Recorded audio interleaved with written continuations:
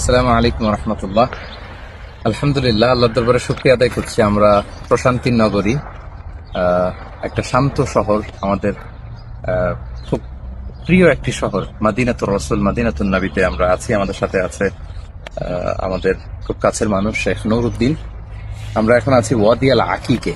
আরবিতে ওয়াদি বলা হয় উপত্যকাকে, অর্থাৎ দুই পাহাড়ের মাঝখানে যে ঢালু স্থান অথবা জমিনের মাঝখানে ঢালু স্থান, যেখানে বৃষ্টি হলে অথবা পাহাড়ের ঢল থেকে বেয়ে আসা পানি এতে ছোট একটা নদী বা খালের মতো হয়ে যায়, এটাকে মূলত বলা হয় ওয়াদি।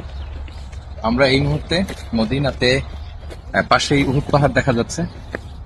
উহুদ পাহাড়ের পাশেই এই ওয়াদি আকিক, এবং এটা বরকতময় একটি উপত্যকা।